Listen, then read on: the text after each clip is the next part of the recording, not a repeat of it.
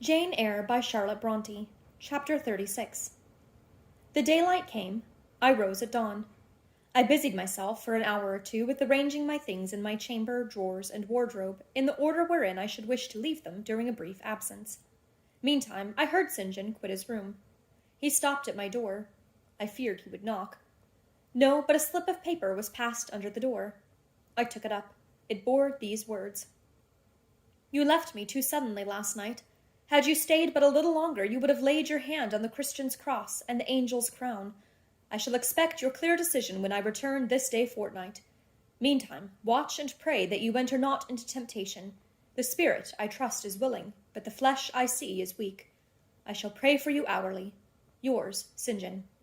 My spirit, I answered mentally, is willing to do what is right, and my flesh, I hope, is strong enough to accomplish the will of heaven when once that will is distinctly known to me. At any rate, it shall be strong enough to search, inquire, to grope an outlet from this cloud of doubt, and find the open day of certainty. It was the 1st of June, yet the morning was overcast and chilly. Rain beat fast on my casement. I heard the front door open and St. John pass out. Looking through the window, I saw him traverse the garden. He took the way over the misty moors in the direction of Whitcross. There he would meet the coach. In a few more hours I shall succeed you in that track, cousin, thought I. I, too, have a coach to meet at Whitcross. I, too, have some to see and ask after in England before I depart, forever. It wanted yet 2 hours of breakfast time. I filled the interval in walking softly about my room and pondering the visitation which had given my plans their present bent. I recalled that inward sensation I had experienced, for I could recall it with all its unspeakable strangeness. I recalled the voice I had heard. Again I questioned whence it came, as vainly as before. It seemed in me, not in the external world. I asked, was it a mere nervous impression? A delusion? I could not conceive or believe. It was more like an inspiration. The wondrous shock of feeling had come like the earthquake which shook the foundations of Paul and Silas's prison. It had opened the doors of the soul's cell and loosed its bands. It had wakened it out of its sleep, whence it sprang trembling, listening, aghast. Then vibrated thrice a cry on my startled ear, and in my quaking heart, and through my spirit, which neither feared nor shook, but exulted as if in joy over the success of one effort it had been privileged to make, independent of the cumbrous body.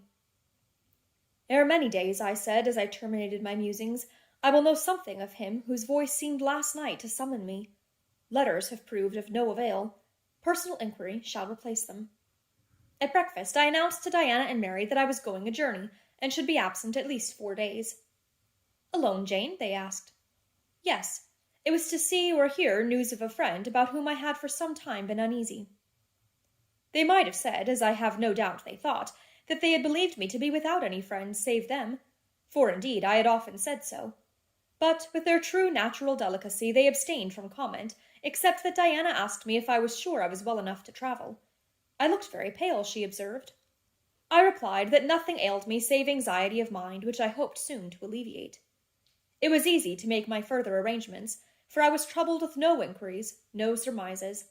Having once explained to them that I could not now be explicit about my plans, they kindly and wisely acquiesced in the silence with which I pursued them. According to me, the privilege of free action I should under similar circumstances have accorded them. I left Moor House at 3 o'clock p.m., and soon after 4 I stood at the foot of the signpost of Whitcross, waiting the arrival of the coach which was to take me to distant Thornfield. Amidst the silence of those solitary roads and desert hills, I heard it approach from a great distance. It was the same vehicle whence, a year ago, I had alighted one summer evening on this very spot. How desolate, and hopeless, and objectless! It stopped as I beckoned. I entered, not now obliged to part with my whole fortune as the price of its accommodation. Once more on the road to Thornfield, I felt like the messenger pigeon flying home. It was a journey of 36 hours. I had set out from Whitcross on a Tuesday afternoon, and early on the succeeding Thursday morning the coach stopped to water the horses at a wayside inn, situated in the midst of scenery whose green hedges and large fields and low pastoral hills, how mild of feature and verdant of hue compared with the stern North Midland moors of Morton, met my eye like the lineaments of a once familiar face. Yes, I knew the character of this landscape. I was sure we were near my bourne. "How far is Thornfield Hall from here?" I asked of the ostler. "Just 2 miles, ma'am, across the fields." My journey is closed, I thought to myself.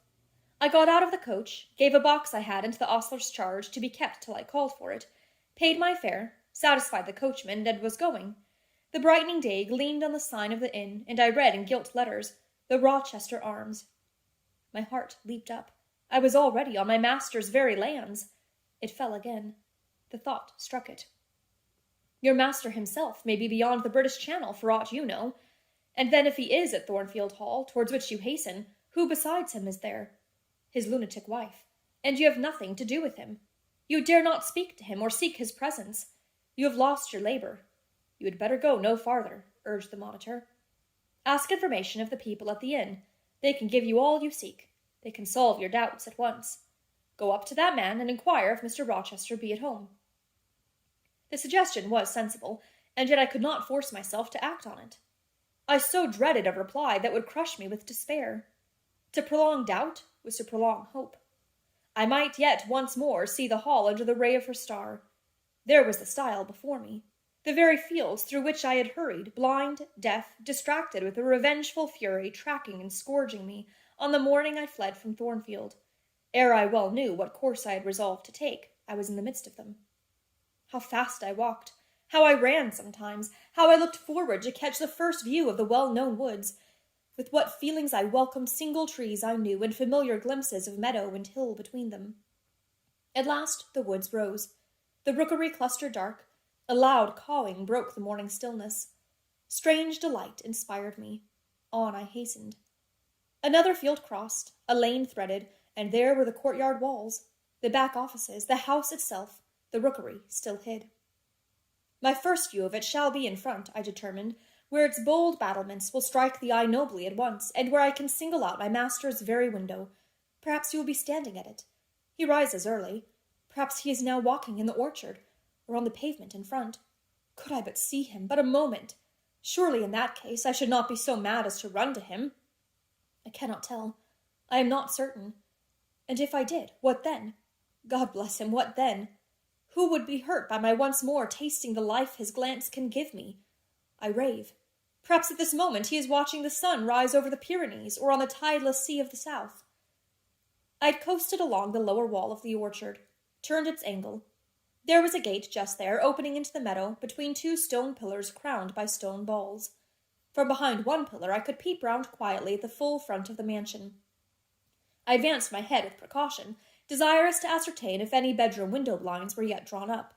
Battlements, windows, long front, all from this sheltered station were at my command. The crows, sailing overhead, perhaps watched me while I took this survey. I wonder what they thought. They must have considered I was very careful and timid at first, and that gradually I grew very bold and reckless. A peep, and then a long stare, and then a departure from my niche, and a straying out into the meadow, and a sudden stop full in front of the great mansion, and a protracted, hardy gaze towards it. What affectation of diffidence was this at first, they might have demanded, what stupid regardlessness now? Here an illustration, reader. A lover finds his mistress asleep on a mossy bank. He wishes to catch a glimpse of her fair hair without waking her. He steals softly over the grass, careful to make no sound. He pauses, fancying she is stirred. He withdraws. Not for worlds would he be seen. All is still. He again advances. He bends above her. A light veil rests on her features. He lifts it, bends lower. Now his eyes anticipate the vision of beauty, warm and blooming and lovely in rest. How hurried was their first glance! But how they fix! How he starts! How he suddenly and vehemently clasps in both arms the form he dared not a moment since touch with his finger! How he calls aloud a name and drops his burden and gazes on it wildly! He thus grasps and cries and gazes, because he no longer fears to waken by any sound he can utter, by any movement he can make. He thought his love slept sweetly. He finds she is stone dead. I looked with timorous joy towards a stately house. I saw a blackened ruin. No need to cower behind a gate-post indeed, to peep up at chamber lattices, fearing life was astir behind them. No need to listen for doors opening, to fancy steps on the pavement or the gravel walk. The lawn, the grounds were trodden and waste. The portal yawned void. The front was, as I had once seen it in a dream, but a well-like wall, very high and very fragile-looking, perforated with paneless windows. No roof, no battlements, no chimneys, all had crashed in. And there was the silence of death about it, the solitude of a lonesome wild. No wonder that letters addressed to people here had never received an answer. As well dispatch epistles to a vault in a church aisle. The grim blackness of the stones told by what fate the hall had fallen, by conflagration. But how kindled? What story belonged to this disaster? What loss, besides mortar and marble and woodwork, had followed upon it? Had life been wrecked as well as property? If so, whose? Dreadful question. There was no one here to answer it. Not even dumb sign, mute token. In wandering round the shattered walls and through the devastated interior, I gathered evidence that the calamity was not of late occurrence. Winter snows, I thought, had drifted through that void arch, winter rains beaten in at those hollow casements. For, amidst the drenched piles of rubbish, spring had cherished vegetation. Grass and weed grew here and there between the stones and fallen rafters. And oh, where meantime was the hapless owner of this wreck? In what land? Under what auspices? My eye involuntarily wandered to the grey church tower near the gates, and I asked, "Is he with Dame de Rochester, sharing the shelter of his narrow marble house?" Some answer must be had to these questions. I could find it nowhere but at the inn, and thither ere long I returned. The host himself brought my breakfast into the parlour. I requested him to shut the door and sit down. I had some questions to ask him. But when he complied, I scarcely knew how to begin. Such horror had I of the possible answers. And yet the spectacle of desolation I had just left prepared me in a measure for a tale of misery. The host was a respectable-looking, middle-aged man. "You know Thornfield Hall, of course," I managed to say at last. "Yes, ma'am. I lived there once." "Did you? Not in my time, I thought. You are a stranger to me." "I was the late Mr. Rochester's butler," he added. The late? I seemed to have received with full force the blow I had been trying to evade. "The late?" I gasped. "Is he dead?" "I mean the present gentleman, Mr. Edward's father," he explained. I breathed again. My blood resumed its flow. Fully assured by these words that Mr. Edward, my Mr. Rochester, God bless him wherever he was at least alive, was, in short, the present gentleman. Gladdening words. It seemed I could hear all that was to come, whatever the disclosures might be, with comparative tranquillity. Since he was not in the grave, I could bear, I thought, to learn that he was at the Antipodes. "Is Mr. Rochester living at Thornfield Hall now?" I asked, knowing, of course, what the answer would be, but yet desirous of deferring the direct question as to where he really was. "No, ma'am. Oh, no. No one is living there. I suppose you are a stranger in these parts, or you would have heard what happened last autumn. Thornfield Hall is quite a ruin. It was burnt down just about harvest time. A dreadful calamity. Such an immense quantity of valuable property destroyed. Hardly any of the furniture could be saved. The fire broke out at dead of night, and before the engines arrived from Millcote, the building was one mass of flame. It was a terrible spectacle. I witnessed it myself." "At dead of night," I muttered. "Yes, that was ever the hour of fatality at Thornfield." "Was it known how it originated?" I demanded. "They guessed, ma'am. They guessed. Indeed, I should say it was ascertained beyond a doubt. You are not perhaps aware," he continued, edging his chair a little nearer the table and speaking low, "that there was a lady, a lunatic, kept in the house?" "I have heard something of it." "She was kept in very close confinement, ma'am. People even, for some years, was not absolutely certain of her existence. No one saw her. They only knew by rumour that such a person was at the Hall, and who or what she was it was difficult to conjecture. They said Mr. Edward had brought her from abroad, and some believed she had been his mistress. But a queer thing happened a year since. A very queer thing."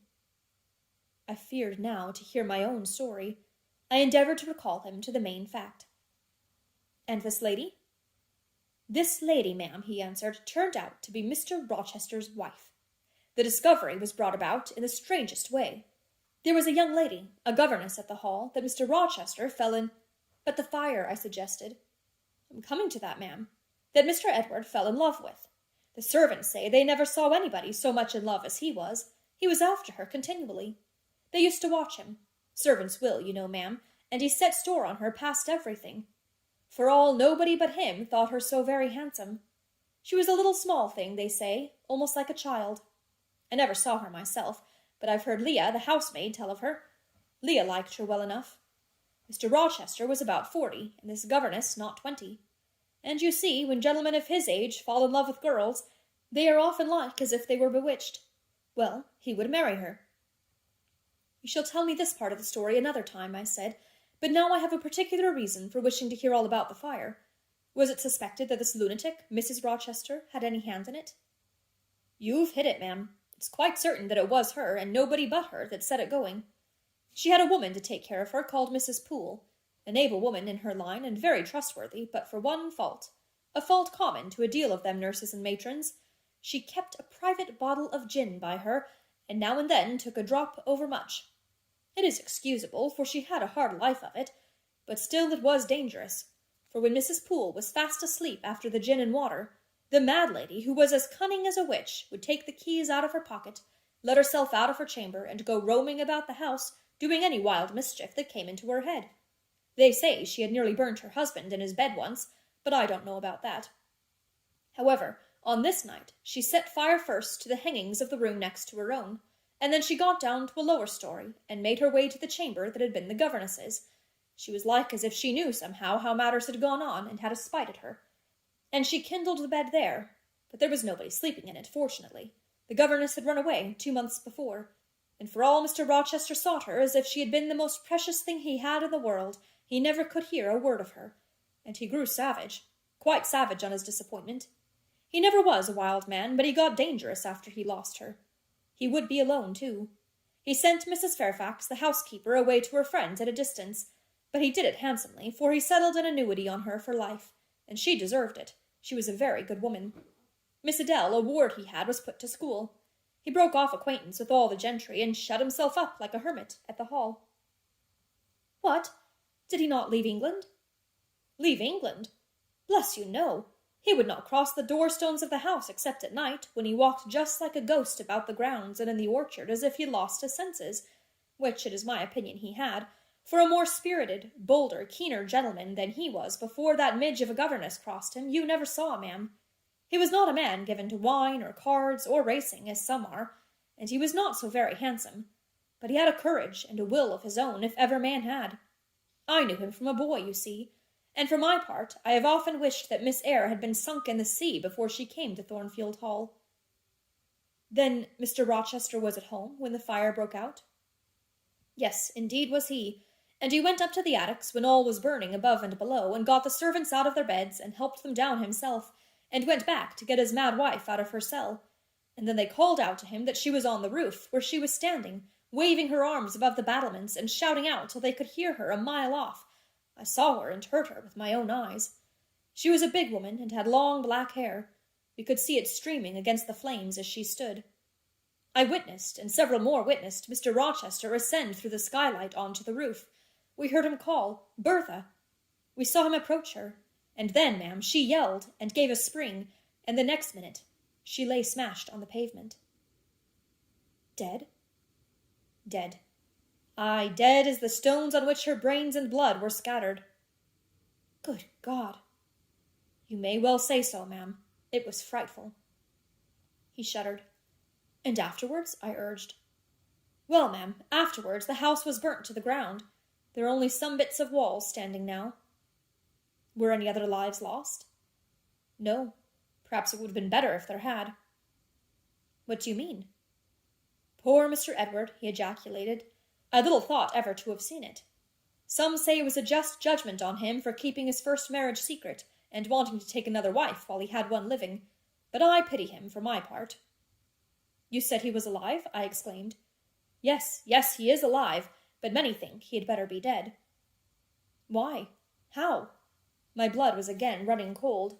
Where is he? I demanded. Is he in England? Aye, he's in England.